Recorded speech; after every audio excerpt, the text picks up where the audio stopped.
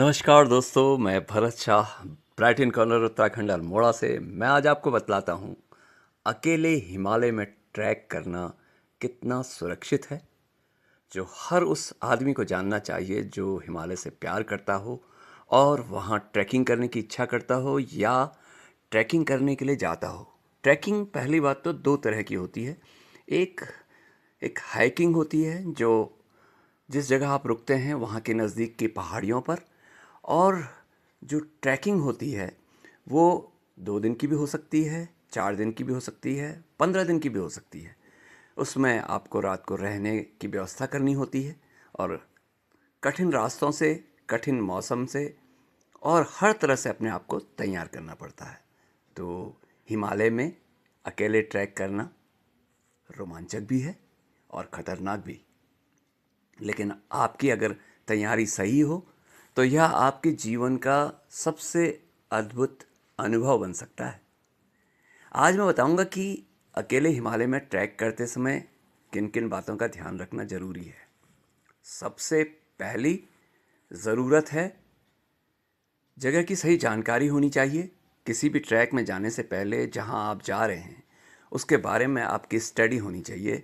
उस जगह का नक्शा आपको पता होना चाहिए और वहाँ क्या इन्वायरमेंट रहता है, मौसम वहाँ कैसा है, उसकी पूरी जानकारी ले लेनी चाहिए। आसपास में कुछ गांव हैं, नहीं हैं, उस जगह में कोई सहायता आपको मिल सकती है या क्या है उस जगह के बारे में, यह ज़रूर जानना चाहिए।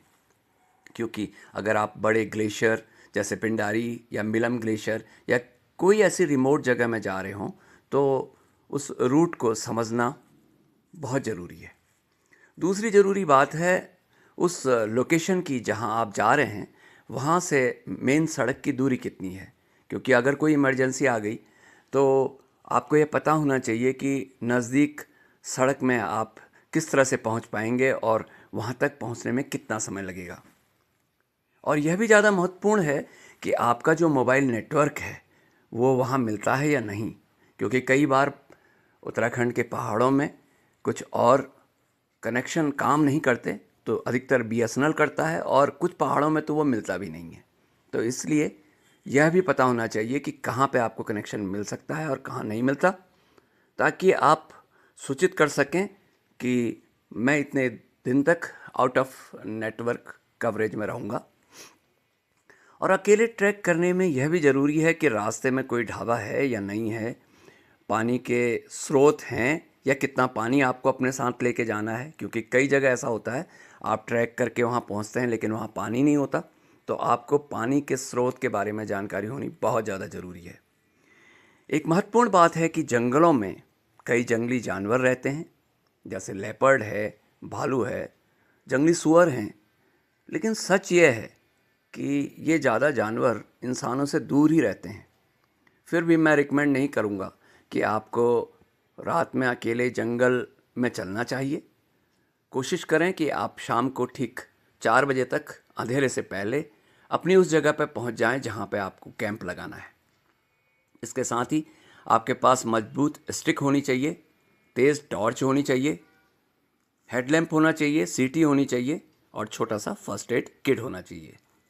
और अगर आप किसी और दूर के इलाके में जा रहे हैं जहाँ पे आपको 4 दिन, 10 दिन, 15 दिन की ट्रैकिंग करनी है, तो आपके पास टेंट होना चाहिए, स्लीपिंग बैग, छोटा कुकिंग स्टोव होना चाहिए, ड्राई फ्रूट्स, दलिया, मैगी, फ्रूट्स, ये आप अपने साथ रख सकते हैं। लेकिन इन सब में ज़्यादा ज़रूरी है कि आपके अंदर चलने के लिए आत्मविश्वास होना चाहिए, मजबूत आपका मानसिक संतुलन होना चाहिए। देखो ना, हिमालय में कई बार मौसम अचानक बदल जाता है, रास्ता मुश्किल हो जाता है और आप कभी कभी पूरी तरह से अकेले होते हैं। ऐसे टाइम में कभी डरना नहीं है, बल्कि शांत रहना एक बहुत बड़ी ताकत है। तो इसलिए अगर आप तैयारी के साथ हिमालय में अकेले ट्रैक करना जाते हैं तो वो खतरनाक नहीं है, बल्कि आपके जीवन का बहुत सुंदर अनुभव हो सकता है।